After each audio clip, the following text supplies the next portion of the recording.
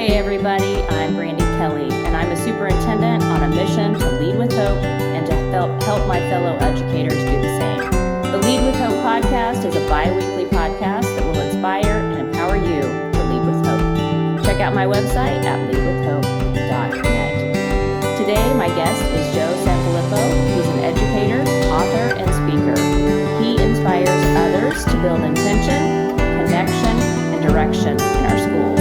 I'm looking forward to hearing more from Joe on this episode of Lead with Hope. Good morning, Joe. How are you? Good.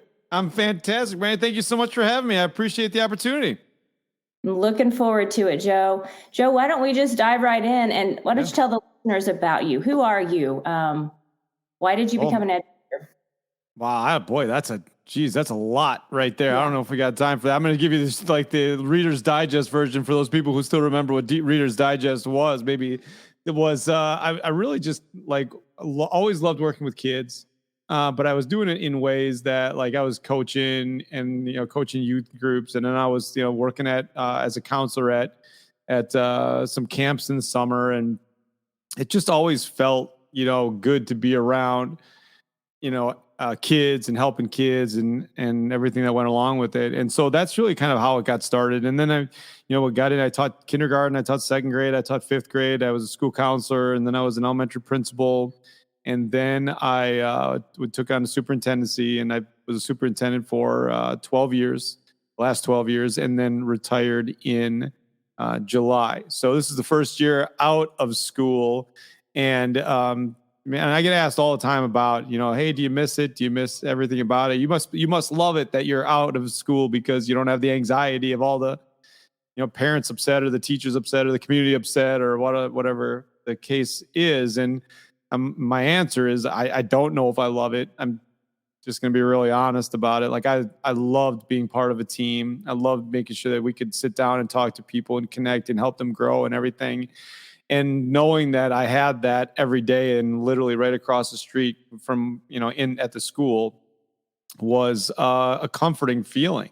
And so to not have that on a daily basis is just a different feeling. And we're trying to kind of navigate that and know we're helping people, but at the same time, it's tougher when you don't get a chance to see that impact every day. But I also think that happens with our staff a lot too, because they don't get the immediate gratification for the work that they do. So we can keep moving on at the best we can. And it's been a really great run, and I've had a wonderful time at every level. I always felt like I had the best job every time I had that job. I thought, teaching kindergarten was the best. Then teaching second grade was the best. Then teaching fifth grade was the best. Then being a school counselor and coaching high school golf was the best job. And then it was being the principal was the best job. And then for 12 years, honestly, the superintendent was as good a job as you could ever hope for, even with all the garbage that goes on in that role. As you know, it was just a really fantastic job because of what we could help the community do and bring and everything that went along with it. So it's been a really great run. I've had a wonderful time. And now I'm sure that when I get past the idea that I'm not part of the team, this is going to be the best job ever too, because I love working with groups. It's just totally different in terms of being connected to a team when you're doing the stuff on your own. Yeah. And last year I had you at Mount Olive, and you spoke to our staff at the school, and you truly have a gift. You have a gift to encourage and to inspire, and just encouraging people to share their story, share the positive things that are happening in schools. And I just love that message that you're bringing to our schools. Can you tell us what you're up to these days? Yeah, well, I'm just trying to get to as many people as I possibly can. And I just finished 2023.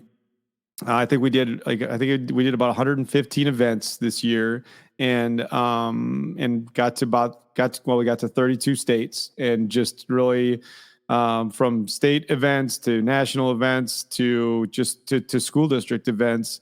The message was relatively similar in the idea that when we start waiting for people, if we're waiting for people to take care of us, we're going to be waiting for a long time. So how do we take care of each other, make sure that we lean into each other?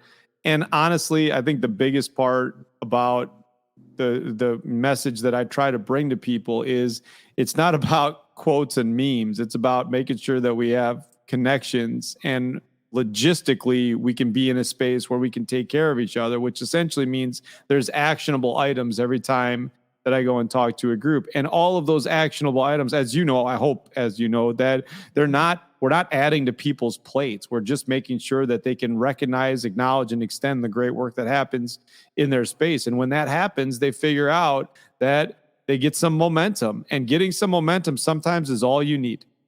Yeah. And it's about the impact. That's when people ask me why I became a superintendent, it's about the impact, what you can do for other people, serving other people.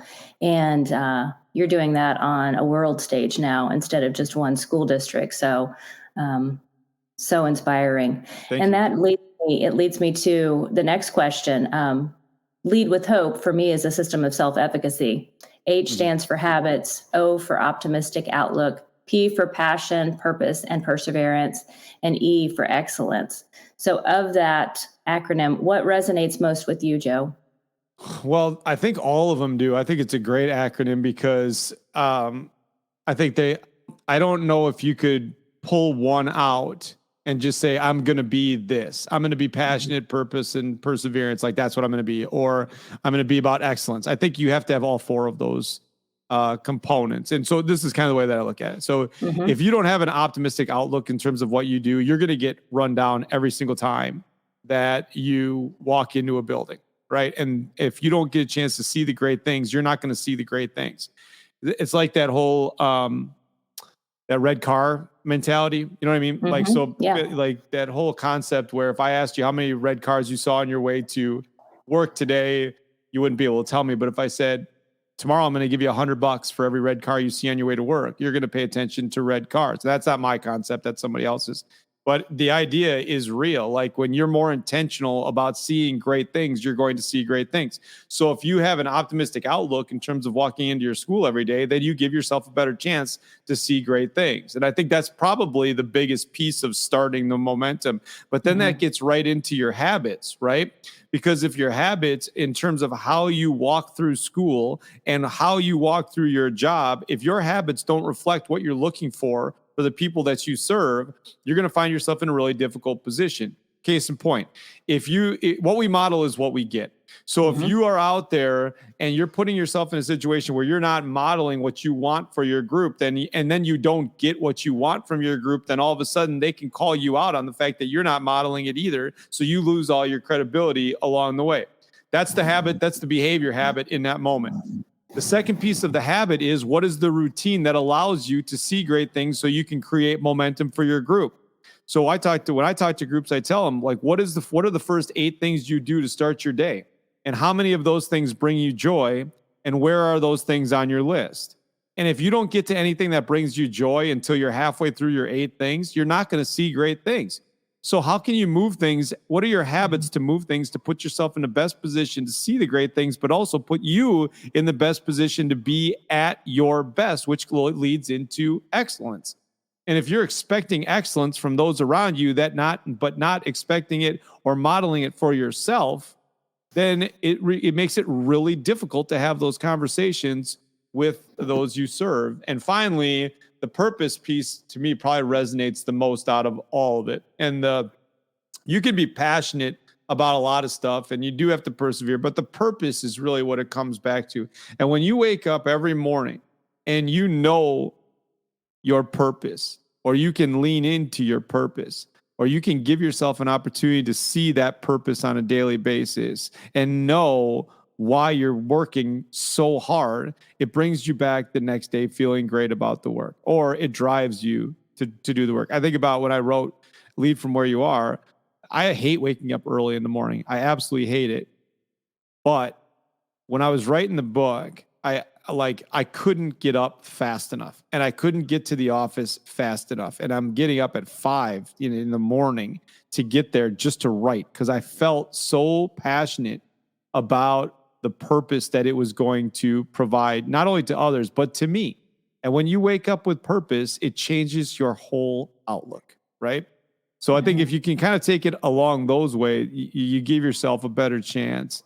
And that's all we're asking for, is to make sure that you give yourself the best chance to not only lead those that you serve, but also put yourself in a position where you can see why you do what you do. Because a lot of times the work that we do gets lost in the job that we do, right? So if we can get past the job stuff to get to the work stuff, we give ourselves a better chance. Yeah, I love that. That purpose is that fire in your belly, what the reason you get up every morning, the reason you lead others. And I often say that you have to lead yourself well before you can lead others well. And that's a practice of self-awareness, self-reflection. You have to know yourself, you have to know your purpose and what really fuels your passion. So how would you characterize your purpose in life?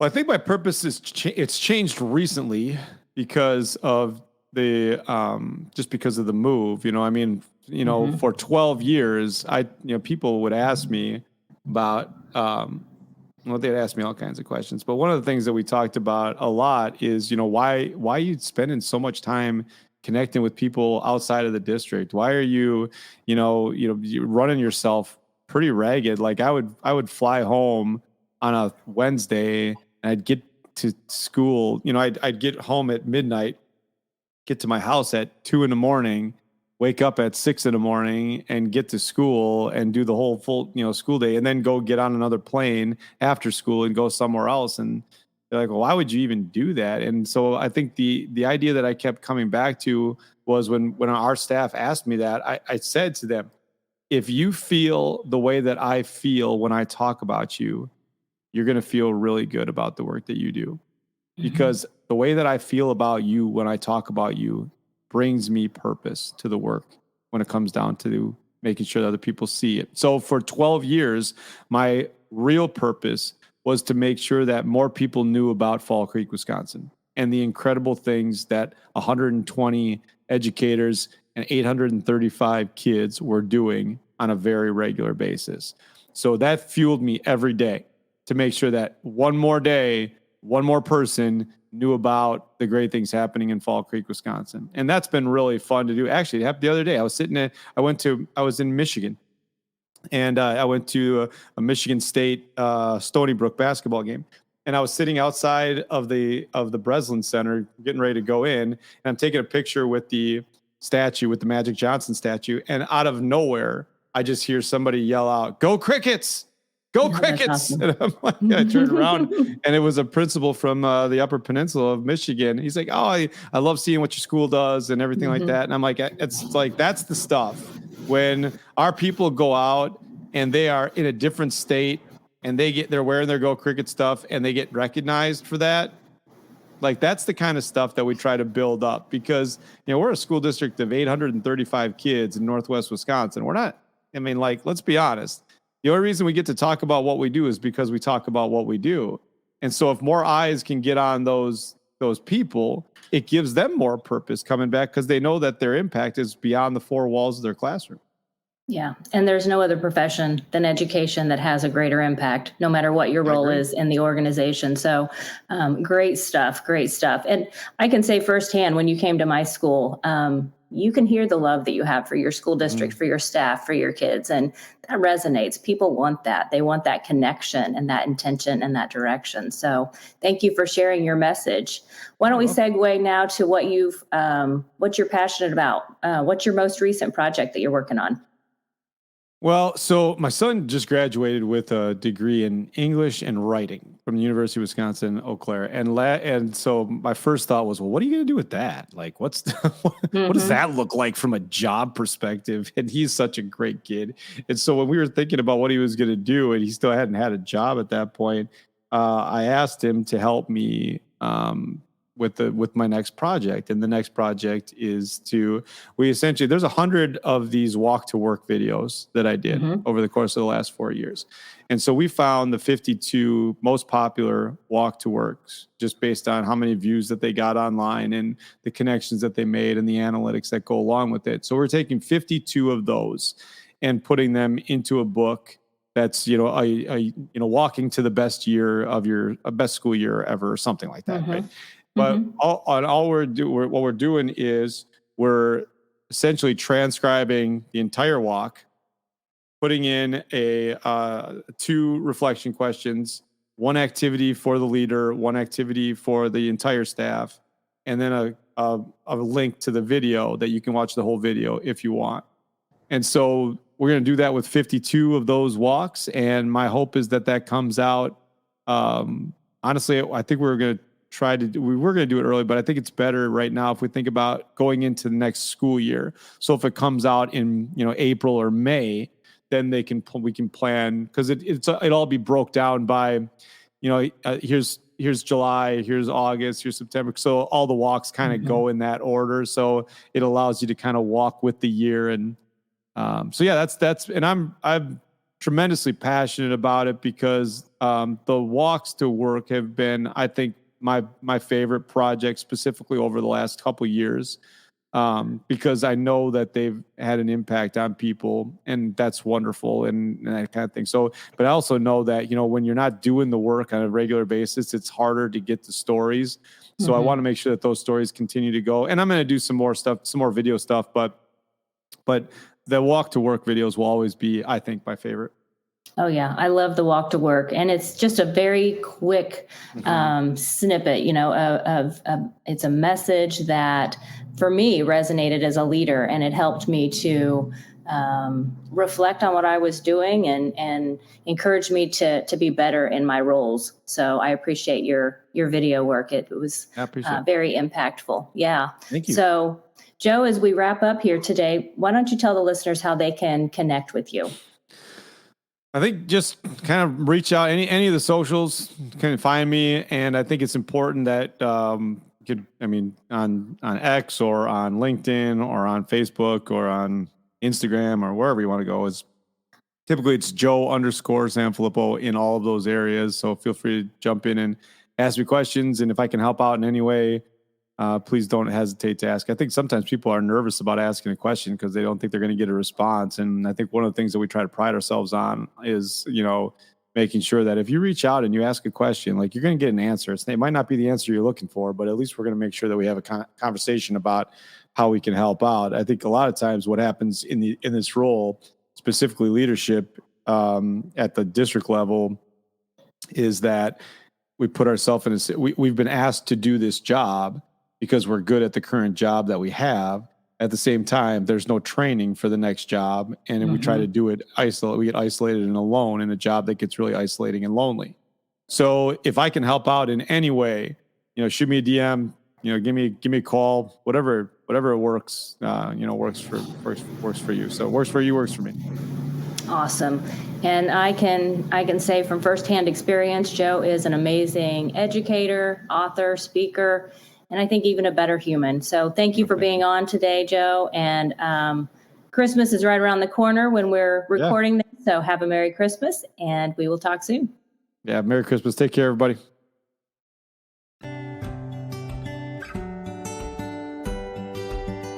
Leading with Hope is an intentional practice requiring self-reflection and self-awareness. Check out my website at leadwithhope.net and subscribe to my monthly newsletter. My newsletter provides 3 tips, 2 quotes, and 1 question that will help you build self-efficacy and lead with hope. Thanks for tuning in today, and have a great day.